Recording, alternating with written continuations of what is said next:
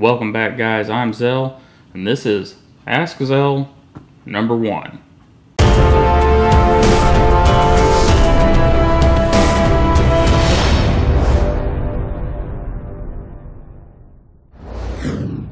Well, guys, the questions that you have asked, sent PMs and asked in the comments and whatnot, we're going to go over some of those today. And if you would like to ask more questions, you can put them down in the comments here, or PM me, or send it through Twitter or whatever. Facebook, doesn't matter. Just as long as you get it to me, and I'll try to answer as many of them as I can. The first question that seems to be on everyone's mind is, what do I use to sharpen my knives? You guys see some of the somewhat nice edges that I have on the knives that we review, and valid question. So some of them get sharpened on one of these. It's a Spyderco Sharpmaker. It's a very easy and intuitive method to get your knives sharp. Now, it's not going to give you that mirror edge. I suppose it could, but I've never achieved that mirror edge off of a Sharpmaker. However, you can get your knives dadgum sharp with one of these. For those mirror edges, I use one of these. It's a KME sharpening system. It's a fixed angle system, and it works really, really well. There are a few drawbacks to the system, but for most knives, the basic KME system with the diamond hones works wonderfully. And most of the knives you see that have those near mirror edges are from the KME. Another question that I get surprisingly often is, what do I get my kid for their first knife? It's kind of a hard question to answer, but I'm going to take a stab at it. I'm going to say the first thing you get them is that Spyderco Sharpmaker or something like it. I suggest the Sharpmaker, but there are other sharpening systems that are similar. Something that's fixed angle, and you've got to put a little bit of work into it, freehanding it, but I wouldn't get those little pull-through things or an automatic sharpener or any of that. They will keep a blade sharp, but let's teach the kids right. And then for the knife, I don't have a Rat 2 anymore because Dave, I really hope you're enjoying that knife because I haven't got a replacement yet. But one of the Ontario Rats, if the kid is still pretty small, I would suggest a Rat 2.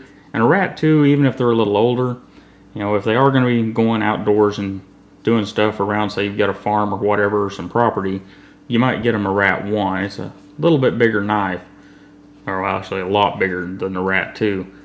But very hardy knives, and they're easy to sharpen so that they can get some success with the Sharpmaker or whatever sharpening system you get. Get them the ones with OS 8 in them so that they're not terribly hard to sharpen, and they can see that success and learn how to sharpen that knife. Now, there are other options out there. The SE Zancudo is another good one, and I don't remember what the bigger version of this is, but there is a larger version that's about the size of a Rat 1. But get them a good quality knife that's got some fairly easy to sharpen steel in it, and the OS 8 is one of those steels that's pretty easy to sharpen, and that's kind of why I would suggest either the Rats or the SE Zancudo and whatever the other one is.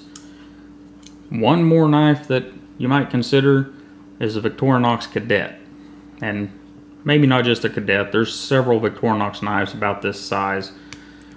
The only reason I wouldn't do this is because the knife does not lock, and being a kid, they might accidentally get the thing shut on themselves and cut themselves pretty bad. But once again, we have steel here that's not terribly hard, where they can get some success with whatever sharpening system you get for them to go with the knife. Another question I get is, were you in the military? Yeah, I know that's going to come up, and yes, I was. I was in the United States Navy, and I was a machinist mate. And that's all we're going to talk about there. Another interesting question I get is, what knives do you actually carry? well, I carry a lot of different knives because if I'm going to do these knife reviews for you guys, I've got to be carrying a lot of different knives. However, this guy right here, this Mannix 2 lightweight, this one happens to be an S110V. I carry this one a lot. And the reason why is if I'm carrying, I don't know, say this Kaiser that we'll be looking at here in a few weeks. Whenever this knife first comes in, I don't totally trust it. I don't know how it's going to act. I don't know how well it's going to hold up. So this Mannix 2 makes a wonderful back pocket knife. You can slide it in your back pocket and it's pretty much gone. Super thin, super light, and it's a little wide, but that's okay in your back pocket.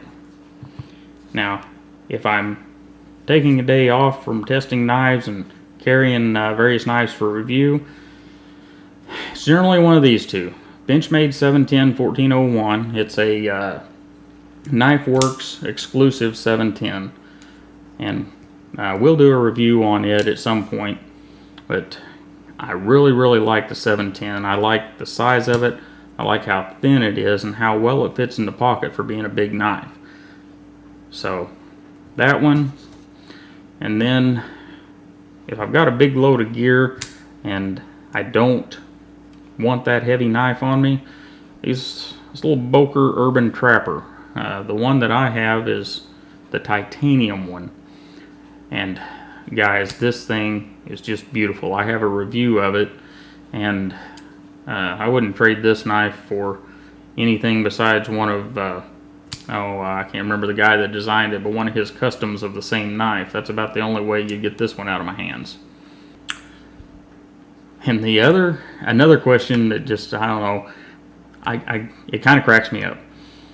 Whenever I did the EDC video, what I carry every day, I carry a CZ75 P01. Not all the time, but most of the time. Occasionally I carry a Glock 26 and a few other firearms, but the CZ75 is my main firearm, and I have gotten the question, do you really carry a CZ75, that CZ75 P07 just under your t-shirt? Well guys,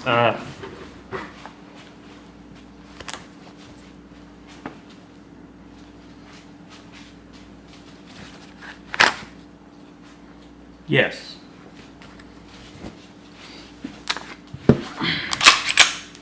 I carry this CZ75 P07 under a t-shirt pretty much every day.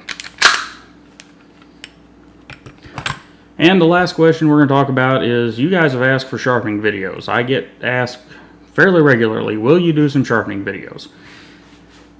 Yes, I'm going to do some sharpening videos. This Victorinox Cadet we looked at earlier, I have not sharpened it yet, and we'll probably start here, and we're going to go through the KME system.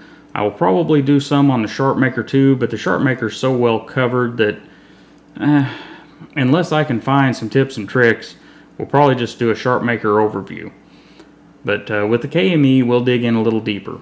I've got the KME Diamond Hone system, and I've got the lapping films on the way. They should be here in a couple of days.